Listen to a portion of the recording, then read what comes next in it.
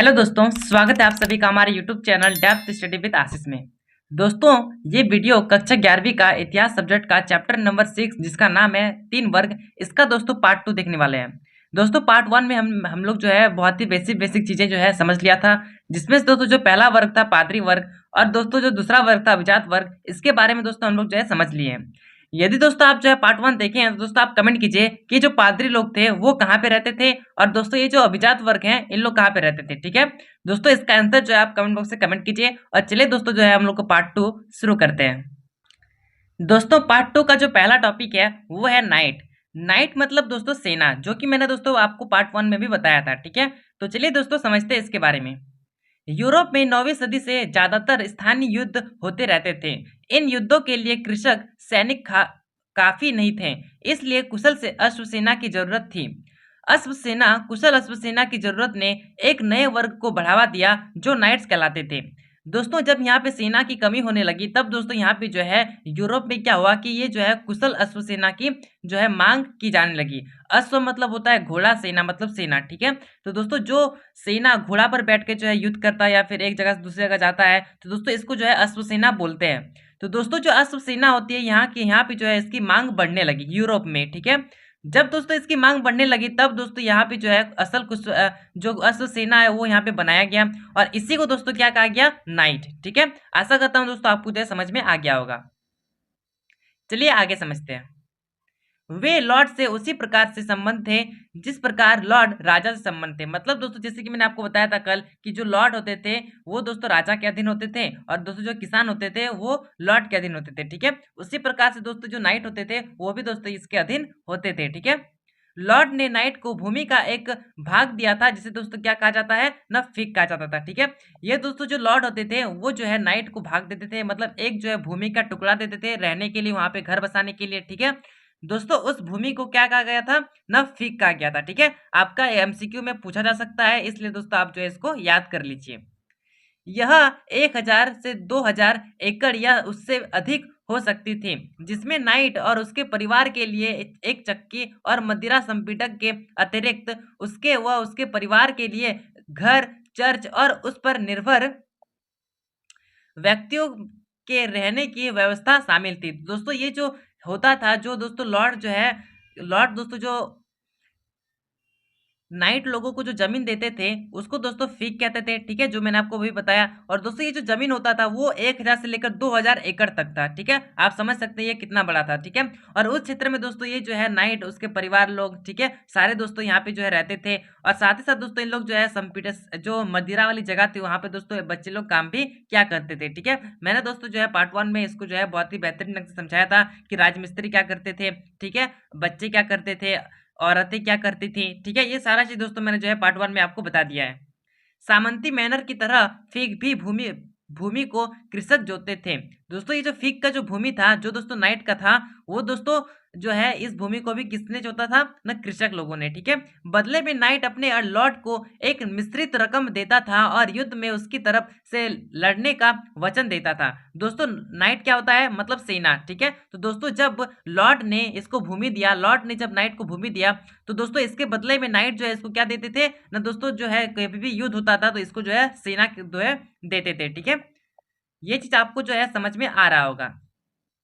अपनी सैन्य योग्यताओं को बनाए रखने के लिए नाइट प्रतिदिन अपना समय बाढ़ बनाने, घेराबंदी करने और अपने बचाव का अभ्यास करने में निकालते थे। मतलब दोस्तों यहाँ पे बताया गया है कि ये जो नाइट होते थे, जिसको दोस्तों सेना कहा गया है, वो दोस्तों क्या करते थे कि जो हर एक दिन जो है दोस्तों वो बाढ़ लगाते, बाउंड्री करते थे चारों तरफ। ठीक है, घेराबंदी करते थे, जिसको मैंने आपको बताया। उसके बाद दोस्तों ये जो है हर एक टाइम जो है अपने बचाव का अभ्यास करते थे, मतलब दोस्तों युद्ध करने का तरीका समझते थे, युद्ध जो है करते रहते थे। ठीक है, जिससे दोस्तों आप आगे अगर किसी भी अचानक टाइम में युद्ध होता था तो दोस्तों ये जो है अपना रक्षा कर सके। ठीक है, नेक्स्ट दोस्तों जो टॉपिक है वो है भिक्षु। ठीक है, भिक्षु के बारे में आपको यहाँ पे समझना है कि चर्च के अलावा कुछ विशेष श्रद्धालु ईसाइयों की एक दूसरी तरह की संस्था थी।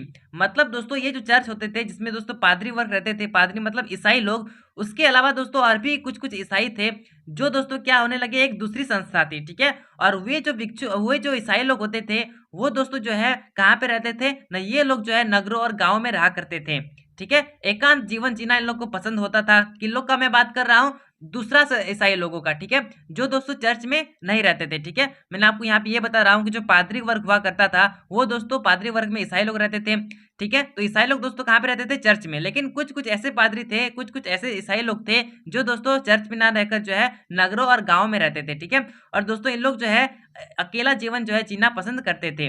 वे धार्मिक समुदायों में रहते थे जिन्हें एबी या मोनेस्ट्री मठ कहते थे। मतलब दोस्तों ये जो एबी है और ये जो मोनेस्ट्री है ये उस क्षेत्र को बोलते हैं जिस क्षेत्र में दोस्तों ये ईसाई लोग रहा करते थे, जो ईसाई लोग चर्च में नहीं थे, ठीक है। मतलब दोस्तों मैं यहाँ पे साफ साफ भिक्षु की बात कर रहा हूँ, ठीक है।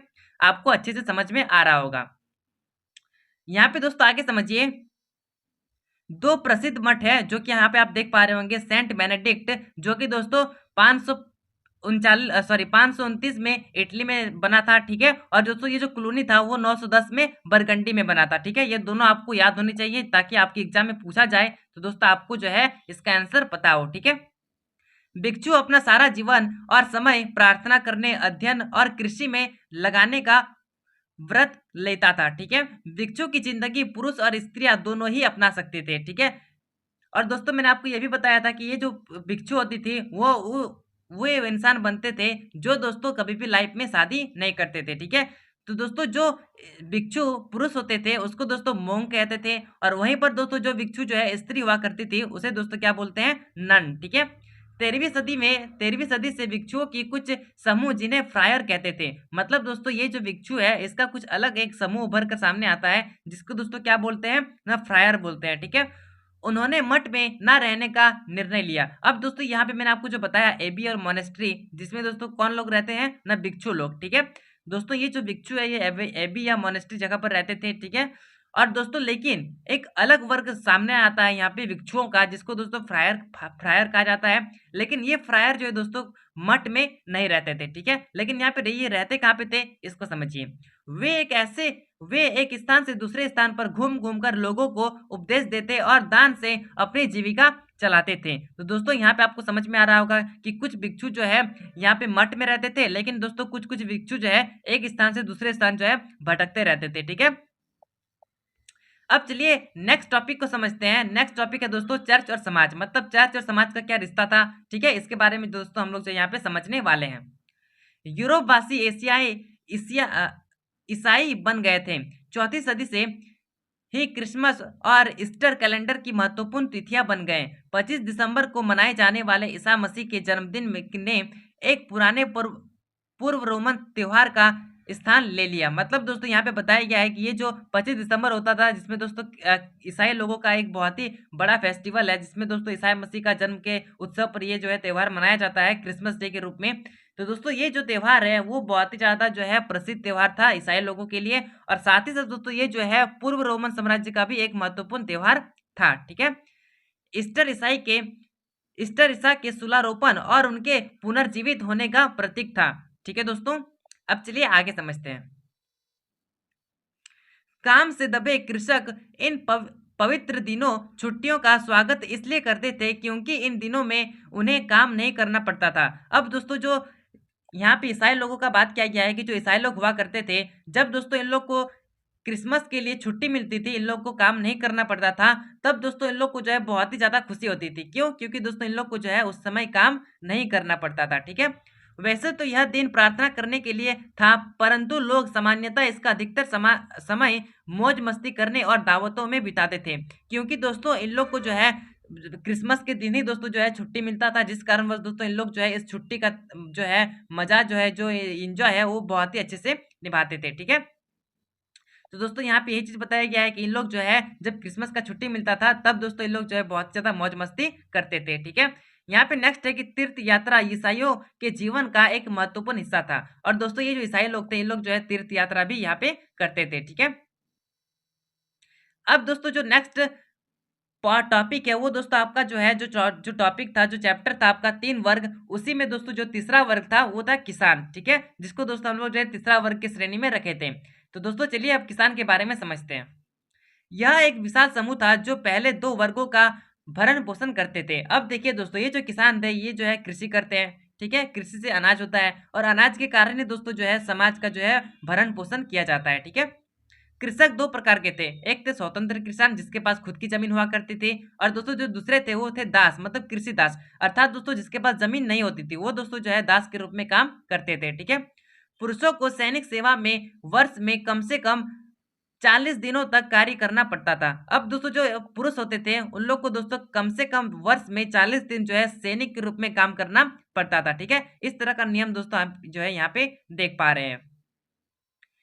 कृषकों के परिवार को लॉर्ड जागीरों पर सप्ताह में कम से कम 3 दिन निश्चित करने पड़ते थे। इस श्रम से होने वाले उत्पाद जिसे श्रम अधिशेष कहा कहते थे, जो सीधे लॉर्ड के पास जाता था, ठीक है दोस्तों। तो यहाँ पे आप ये चीज समझ रहे हैं कि ये जो है कृषक लोग वो कभी कभी दोस्तों जो है सेना के रूप में भी काम करते थे, और साथ ही साथ दोस्तों ये लोग जो है 3 दिन जो है इसको जो है लॉर्ड के लिए काम करना पड़ता था, और उससे जो भी उत्पादन होता था उसे दोस्तों क्या कहा गया है ना, श्रम अधिशेष, ठीक है। आशा करता हूं दोस्तों आपको जो है बहुत ही अच्छे ढंग से समझ में आ रहा होगा, ठीक है। इसके अलावा उनसे अन्य श्रम कार्य जैसे गड्ढे खोदना, जलाने के लिए लकड़ियां इकट्ठा करना और बाड़ बनाना, सड़कें और इमारतें की मरम्मत करने पड़ती थी, ठीक है। तो दोस्तों ये सारा जो है यहाँ पे दोस्तों आपको जो है कार्य देखने को मिल रहा है, ठीक है। और इसके लिए उन्हें कोई मजदूरी नहीं मिलती थी। तो दोस्तों इन लोग को जो है इतना ज्यादा काम कराना पड़ता था, काम किया कराना कराया जाता था, लेकिन दोस्तों फिर भी जो है इन लोग को किसी भी प्रकार का वेतन इनकम जो है नहीं मिलता था, ठीक है। खेतों में मदद करने के अतिरिक्त स्त्रियां व बच्चों को अन्य कार्य भी करने पड़ते थे। जैसे कि दोस्तों मैं आपको बताऊं तो यहाँ पे नीचे में आप देख पा रहे होंगे, वे कपड़ा बुनते, मोमबत्ती बनाते और लौट के उपयोग हेतु अंगूरों से रस निकालकर मदिरा तैयार करते थे, ठीक है। यह प्रत्यक्ष कर टैली कहलाता था, जिसे राजा कृषकों को कभी कभी लगाते थे। मतलब दोस्तों ये जो टैली है ये एक टैक्स है जो क्या करता है दोस्तों, ये जो कृषक वर्ग है इसके ऊपर जो है राजा लगाते थे, ठीक है। मतलब जो कृषक होते थे वो दोस्तों जो है टैक्स के रूप में राजा को जो भी देते थे उसे दोस्तों क्या कहा जाता था ना, टैली, ठीक है। आशा करता हूँ ये जो है आपको समझ में आ रहा होगा। लेकिन दोस्तों ये जो टैली है ये सिर्फ जो है कृषक में ही जो है लागू होता था, लेकिन पादरी वर्ग, अभिजात वर्ग, इसमें दोस्तों ये जो है कर लागू नहीं होता था, ठीक है। क्यों दोस्तों, क्योंकि दोस्तों इन लोग जो वर्ग है, ये दोनों जो वर्ग है ये दोस्तों जो है समाज का बड़ा वर्ग था, ठीक है। लेकिन कृषक जो है वो जो है छोटा वर्ग था, ठीक है दोस्तों। कृषिदास अपने गुजारे के लिए लॉर्ड की भूमि पर कृषि करते थे। लॉर्ड की आज्ञा के बिना कृषक जागीर नहीं छोड़ सकते थे। मतलब दोस्तों जागीर मतलब जो संपत्ति हुआ करता था, कोई भी संपत्ति में यदि दोस्तों कृषि लोग काम कर रहा है, ठीक है, तो वो जो कृषक हुआ करते थे जो गुलामी के तौर पर काम करते थे, वो दोस्तों बिना परमिशन से वो जो जगह था जहाँ पे उन लोग खेती करते थे उस जगह को उन लोग छोड़ नहीं सकते थे, ठीक है। किसके परमिशन के बिना दोस्तों, लॉर्ड के परमिशन के बिना, ठीक है। लॉर्ड का जो दूसरा नाम है वो दोस्तों अभिजात वर्ग है, ठीक है। अगर आप उसका भी दूसरा नाम सोच रहे होंगे तो वो होगा सामंत, दूसरा नाम होगा तो वो होगा जमीन का मालिक जिसको जमींदार कहा जाता है, ठीक है। तो दोस्तों लॉर्ड का जो है बहुत सारा मीनिंग यहाँ पे आपको देखने को मिल रहा होगा, ठीक है। कृषिदास जिसे सर्प कहा जाता है केवल अपने लॉर्ड की चक्की में ही गेहूं पीस सकते थे, उनके तंदूर में ही रोटी सेक सकते थे और उनकी मदिरा संपीडक में ही मदिरा तैयार कर सकते थे, ठीक है। तो ये सारा चीज दोस्तों यहाँ पे कृषिदास लोग किया करते थे, ठीक है। लॉर्ड यह तय कर सकता था कि कृषिदास को किसके साथ विवाह करना चाहिए या फिर कृषिदास की पसंद को ही अपना आशीर्वाद दे सकता था। अब दोस्तों ये जो कृषिदास है वो इतना ज्यादा मतलब गुलामी करते थे जिस कारण बस ये भी तय लॉर्ड करता था, लॉर्ड यह भी तय करता था कि जो कृषि है, जो कृषिदास लोग है, उन लोग का विवाह हम लोग जो है किसके साथ देंगे, ठीक है। मतलब दोस्तों जो लॉर्ड हुआ करते थे वो जिसके साथ जिस किसान का शादी देना चाहता था उसका दोस्तों ये दे सकता था, ठीक है। यहाँ पे दोस्तों एक नोट करके बताया गया जो कि आपके लिए बहुत ही ज्यादा इंपॉर्टेंट है, वो है कि इंग्लैंड का पुराना नाम क्या है, ठीक है। तो दोस्तों ये जो इंग्लैंड का पुराना नाम है वो है एंजिल लैंड, ठीक है। दोस्तों आप जो है यहाँ याद कर लीजिए ताकि आपकी एग्जाम में यदि पूछा जाए तो दोस्तों आप जो है कमेंट बॉक्स में कमेंट भी कर पाइएगा और वहाँ पे आंसर भी दे पाइएगा। दोस्तों मैं आपसे यहाँ पे सिंपल सा प्रश्न पूछता हूँ कि मैंने आपको पार्ट 1 में बताया था कि फ्रांस का पुराना नाम क्या है, ठीक है। दोस्तों आप कमेंट कीजिए कि फ्रांस का पुराना नाम क्या है और वो नाम जो है कौन सा जाति जो है दिया था, ठीक है। तो चलिए अब चलिए समझते हैं। ये जो सॉरी दोस्तों यहाँ पे मैंने आपको क्या पूछा कि जो फ्रांस है इसका दोस्तों पुराना नाम क्या है, ठीक है। और दोस्तों जो पुराना नाम था उस पुराना नाम से जो नया नाम बना है फ्रांस, ये फ्रांस नाम किसने दिया है, ठीक है। ये यहाँ पे क्वेश्चन बनेगा। तो दोस्तों इसका आंसर जो है आप कमेंट बॉक्स में कमेंट कीजिए। चलिए आगे समझते हैं। सामाजिक आर्थिक संदर्भ को प्रभावित करने वाले कारक। दोस्तों ये सामाजिक जो क्षेत्र होते हैं, जो आर्थिक क्षेत्र होते हैं, उसको दोस्तों प्रभावित करने वाले यहाँ पे कारक को समझिए। यहाँ पे दोस्तों पहला पॉइंट है पर्यावरण। यदि दोस्तों किसी भी प्रकार का पर्यावरण जो है, यदि पर्यावरण खराब होगा तो दोस्तों कहीं ना कहीं आर्थिक के रूप में जो है दोस्तों आपको जो है गिरावट देखने को मिलेगी। मान लेते हैं कृषि का मैं बात करूं तो दोस्तों मान लेते हैं कि कृषि हुआ और पर्यावरण खराब है तो दोस्तों कृषि क्या होगा, फसल होगा नहीं होगा। और यदि फसल नहीं होगा तो समाज में इफेक्ट पड़ेगा। क्यों दोस्तों, क्योंकि अगर किसान लोग खेती करेंगे और खेती से फसल नहीं आएगा तो समाज लोग क्या खाएंगे, ठीक है। तो दोस्तों ये रहा था पहला पॉइंट। दूसरा था भूमि का उपयोग मतलब कृषि। मतलब दोस्तों कृषि के कारण ही दोस्तों यहाँ पे दोस्तों भूमि का उपयोग बताया गया है। मतलब दोस्तों जो कृषि है वो किस प्रकार से कृषि कर रहे हैं, जैसे कि मान लेते हैं स्थायी कृषि हुआ। तो दोस्तों स्थायी कृषि में क्या होता है कि बार बार खेती करने से ज्यादा उपज नहीं होता है, ठीक है। तो यहाँ पे ये चीज बताया गया है। और दोस्तों नेक्स्ट है वो है नई कृषि प्रौद्योगिकी। दोस्तों ये जो यूरोप है यहाँ पे पहले जो है क्या होता था कि जो लकड़ी के जो हल होते थे उसका प्रयोग इन लोग करते थे कृषि में। लेकिन दोस्तों जब से लोहे का उपयोग यहाँ पे आया, लोहा जो आया उसके बाद दोस्तों इन लोग जो है खेती में लोहे के औजार का उपयोग करने लगे। जब दोस्तों लोहे का उपयोग करने लगे तब दोस्तों क्या होने लगा कि कृषि जो है बहुत ही ज्यादा होने लगा, मतलब खेती जो है दोस्तों बहुत ही ज्यादा होने लगा। जब दोस्तों खेती बहुत सारा होने लगा तब दोस्तों जो है अलग अलग तरह तरह की जो है फसल उगने लगी। जब दोस्तों तरह तरह की फसल उगने लगी तब दोस्तों इन लोग के पास जो है बहुत ज्यादा फसल हो जाता था, ठीक है।